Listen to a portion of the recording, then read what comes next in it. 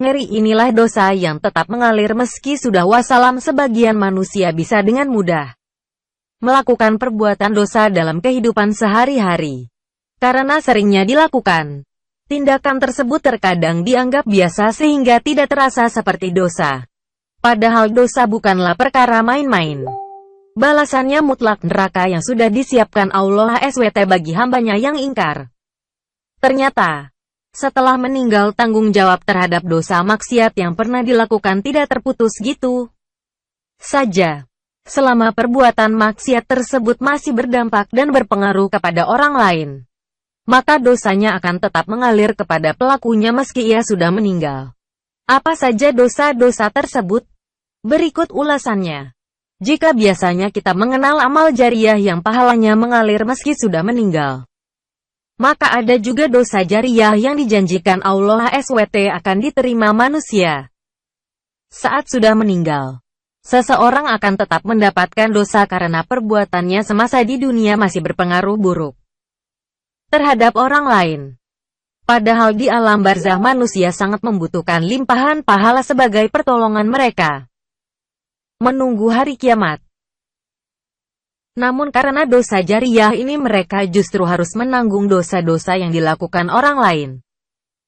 Akibat pengaruh atas tindakan maksiat yang pernah ia lakukan semasa hidup.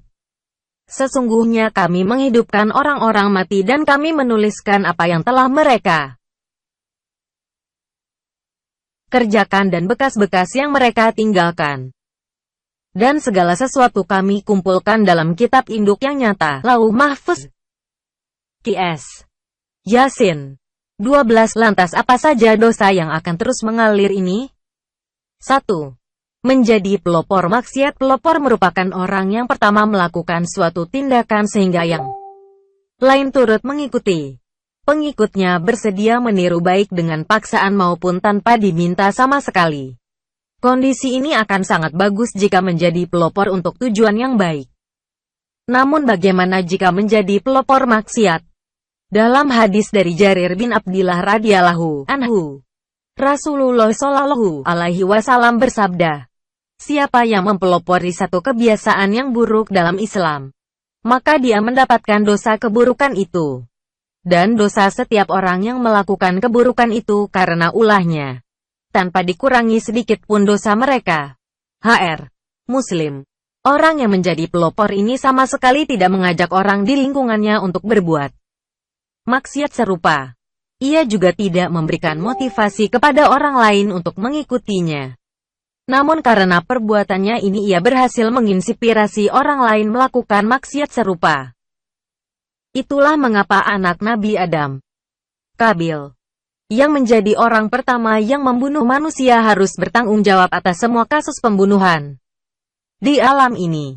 Nabi Shallallahu alaihi wasallam bersabda, tidak ada satu jiwa yang terbunuh secara zalim, melainkan anak Adam yang pertama kali membunuh akan mendapatkan dosa karena pertumpahan darah itu. HR. Bukhari 3157, Muslim 4473 dan yang lainnya. Tidak bisa dibayangkan bagaimana dosa yang akan ditanggung pelopor dan pendesain rok mini, baju yukansi, penyebar video porno dan masih banyak tindak maksiat lainnya. Sebagai pelopor dosa mereka akan terus mengalir hingga hari kiamat kelak. 2. Mengajak orang lain melakukan kesesatan dan maksiat berbeda dengan pelopor yang hanya menginspirasi orang lain. Orang yang satu ini dengan nyata mengajak orang lain untuk melakukan kesesatan dan tindakan maksiat. Merekalah merupakan juru dakwah kesesatan, atau mereka yang mempropagandakan kemaksiatan. Dalam Al-Quran Allah SWT menceritakan bagaimana orang kafir kelak akan menerima dosa dari kekufurannya. Belum lagi dengan dosa-dosa orang-orang yang juga mereka sesatkan. Mereka akan memikul dosa-dosanya dengan penuh pada hari kiamat. Dan berikut dosa-dosa orang yang mereka sesatkan yang tidak mengetahui sedikit pun bahwa mereka disesatkan. Qs. An-Nahl 25. Ayat ini memiliki makna yang sama dengan hadis dari Abu Hurairah radhiyallahu anhu. Rasulullah shallallahu alaihi wasallam bersabda, siapa yang mengajak kepada kesesatan dia mendapatkan dosa, seperti dosa orang yang mengikutinya, tidak dikurangi sedikit pun. HR. Ahmad 9398, Muslim 6980, dan yang lainnya. Contoh mudah terkait hadis ini adalah orang-orang yang menjadi propaganda kesesatan. Mereka menyebarkan pemikiran-pemikiran yang menyimpang, mengajak masyarakat untuk berbuat kesirikan dan bidah. Merekalah para pemilik dosa jariah. Lantas bagaimana dosa mereka? Selama masih ada manusia yang mengikuti apa yang mereka serukan, maka selama itu pula orang ini turut mendapatkan limpahan dosa, sekalipun dia sudah dikubur tanah. Termasuk juga mereka yang mengiklankan maksiat, memotivasi orang lain untuk berbuat dosa, sekalipun dia sendiri tidak melakukannya. Namun dia tetap mendapatkan dosa dari setiap orang yang mengikutinya. 1. Dosa membuka aurat. Sudah diketahui bersama bahwa foto Facebook yang kita pasang sebagai foto profil bisa diakses, dilihat oleh siapapun, baik laki-laki maupun perempuan, mahram atau bukan mahram, kenal atau tidak kenal, setiap orang punya kesempatan melihat aurat pada foto profil tersebut. Maka ini jelas merupakan dosa besar, yaitu dosa membuka aurat. Menutup aurat di dalam Islam sudah sangat jelas hukumnya.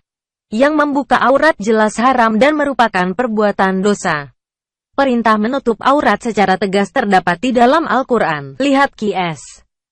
Al-Ahzab 59 dan Qs. An-Nur 31.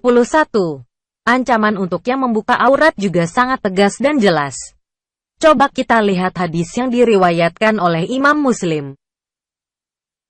Ada dua golongan dari ahli neraka yang belum pernah saya lihat keduanya. Yaitu, 1. Kaum yang membawa cambuk seperti seekor sapi yang mereka pakai buat memukul orang. Penguasa yang kejam.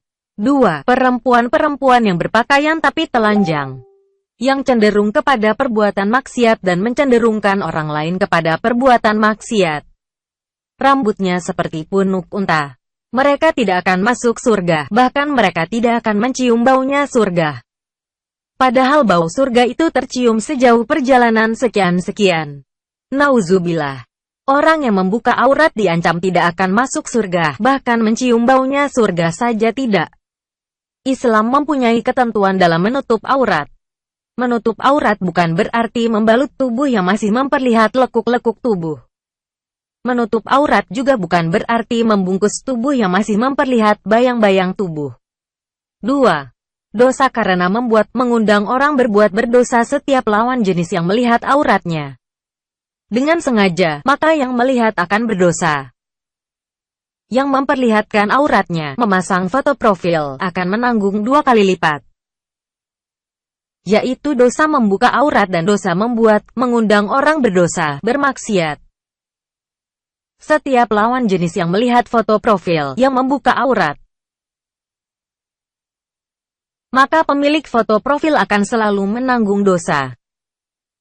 Nauzubillah, ini merupakan permasalahan dan kerugian yang sangat besar bagi seorang muslim. 3. Dosa memamerkan dosa. Rasulullah SAW bersabda, seluruh umatku akan diampuni dosa-dosanya, kecuali orang-orang yang terang-terangan memamerkan dosanya. Di antara yang terang-terangan berbuat dosa adalah seseorang yang pada waktu malam berbuat dosa. Kemudian di waktu malam ia menceritakan kepada manusia dosa yang dia lakukan semalam. Padahal Allah telah menutupi aibnya. HR. Bukhari Muslim. Memasang foto profil yang membuka aurat berarti memamerkan kemaksiatan.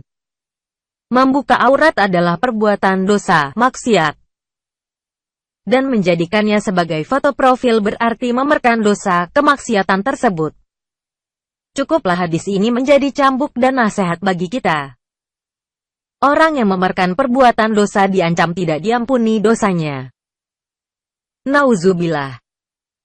Saudara dan saudariku, sudah sangat jelaslah bagi kita perkara memasang foto profil yang membuka aurat bukanlah perkara sederhana.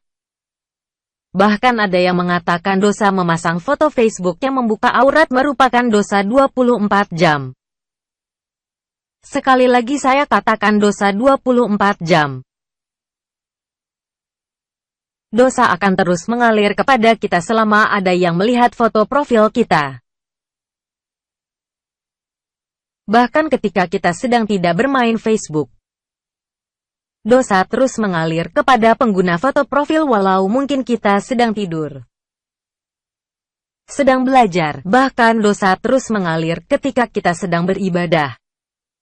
Bahkan lebih tragis ketika kita sudah meninggal kita masih berbuat dosa, yaitu ketika ada yang melihat foto profilnya. Ketika kita sudah meninggal, dosa foto profil kita masih terus mengalir kepada kita. Menjadi dosa jariah bagi kita, pilihan ada di tangan kita. Apakah tetap mempertahankan dosa yang terus mengalir ini atau menekan tombol delete, menghapus semua foto profil yang memperlihatkan aurat sebelum semuanya terlambat? Sebelum ajal menjemput kita dan kita belum sempat menghapus foto tersebut. Dan sebelum hal tersebut menjadi dosa jariah bagi kita, ayo taubat sebelum terlambat.